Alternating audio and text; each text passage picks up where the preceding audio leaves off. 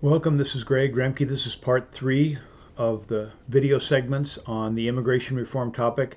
This is an overhead we had right near the end of the last one on this policy report article, and I wanted to provide a link to the original article online in PDF format, and we'll have the link that you can just click on it as well as in the video here. By the way, you notice in the photo it's Walter Williams, the economist at George Mason, and the short guy is Peter Bauer, who is the leading development economist, Hungarian, who lived in England and fascinating in the work on development economics. So, in this, who are the Dutch?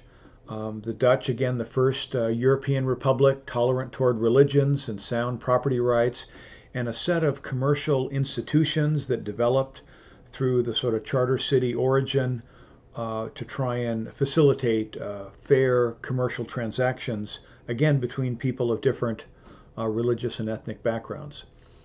The pilgrims, before they come to America, go to Amsterdam, where they're living and working for a number of years and get this exposure to commercial republics. And it's, again, the argument says misleading to say it's the Dutch because it's people from all over the world that were attracted to the openness and opportunity that was in Amsterdam and the rest of Holland. And this commercial republic is an alternative to an absolute monarchy that Louis the Sun King had in France earlier and the kings of Spain had. And in England, when it came time to find a new king, they picked William of Orange from Holland. And this book, 1688, The First Modern Revolution, is about, so as a theme that the choice that the British government made or the elite made in England on where to get their next president was it to have a absolute monarchy in the pattern of the French, which the recent English king lost his head for, trying to establish an absolute monarchy, or the Dutch model where the commerce is the core to the republic, and the aristocrats play a role of facilitating that.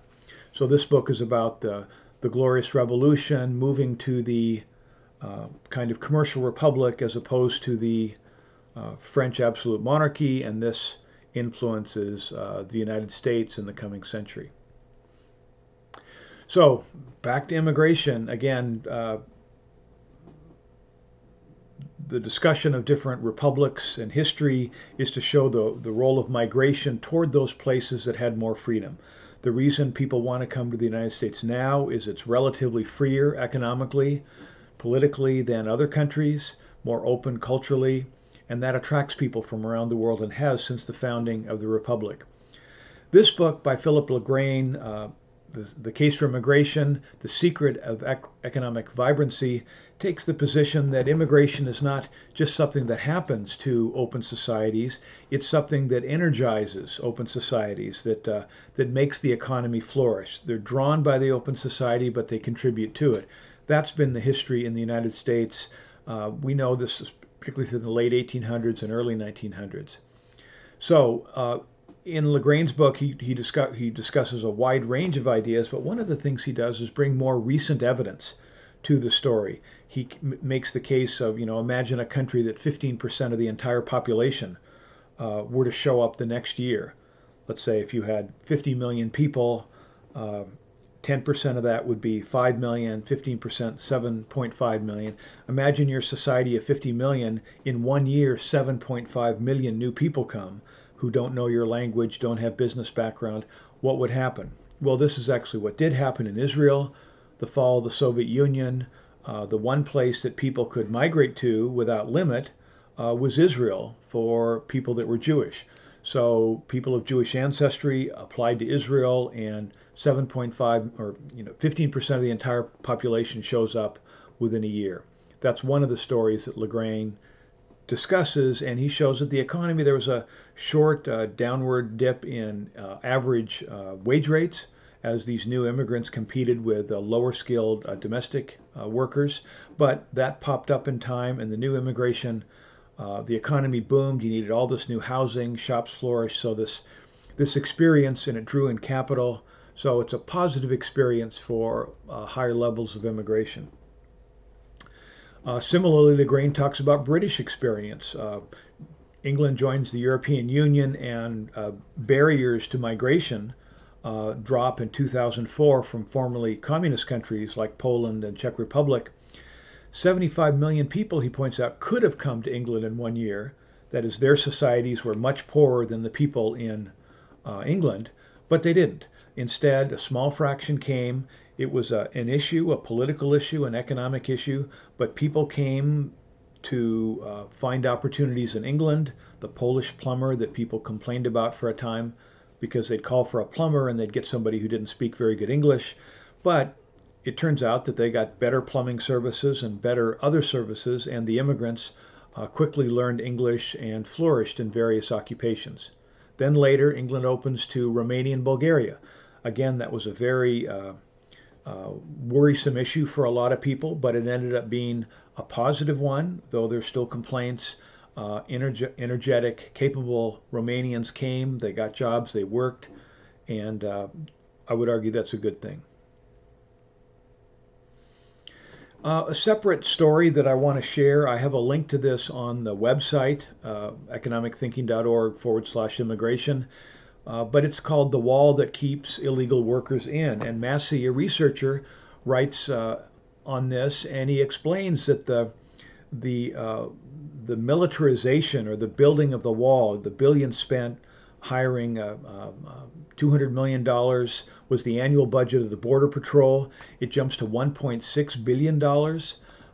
Staffing goes to 2,500 from 1,200, from 2,500 to 12,000. And this huge increase was happens in 12 months to stop immigrants from coming in. Turns out that this expense did not stop immigrants from coming in, but it did stop immigrants from going back. So illegal immigrants came in the same numbers. It was just more dangerous for them. Many died in the desert, and it brought organized crime involved and drug dealers to bring in people who brought drugs as they came. So it was hard on the immigrants, but the same number came, again, illegally, and that's not the topic, but again, this is the story of unintended consequences. They came illegally. What changed was they didn't go back. It used to be 50% of people who came illegally went back every year because a huge number of them were, picking lettuce and doing other agricultural works. Their family was in Mexico. They came over to work, they did their project, and they went back. Once this wall was funded and built and heavily staffed and militarized, that led to people staying here, not going back. So after the wall, only 1/4 of the people went back who came in illegally. So it just shows the counterproductive nature. Again, this was in the New York Times, April 2006. And we've had, nearly a decade of continual increased spending on the border and calls for even more spending and more efforts to keep immigrants out. But again, what these do is keep immigrants in, unfortunately. So the policy solution or proposal to this is a guest worker program where people register voluntarily, they get hired by a company, they come and work, they go back. They're documented, they're legal. So this kind of legal immigration reform would simply allow people to get a red card, which is the Kriebel Foundation's proposal I'll talk about. But it solves this problem of people staying here, not because they want to be here, but because it's too expensive and dangerous to go back and come in again next season when they have jobs in agriculture or elsewhere. Okay. This book, Closed Borders, a fascinating sort of history on migration. This is from 1987, so 25 years at least old, beyond 25 years, 28 years. But it's looking at the pre-World War I, post-World War I. I think students often don't get a sense of how different the world was, how different the United States immigration policy was before late 1800s, early 1900s. Citing historians, Alan Dowdy notes that human history is the history of movement. People have migrated around the world throughout recorded history, and migration has been a principal drive wheel of historic change. Migrants move to a new place, they revitalize the place they come to, they bring their culture and traditions, they mix with the people there.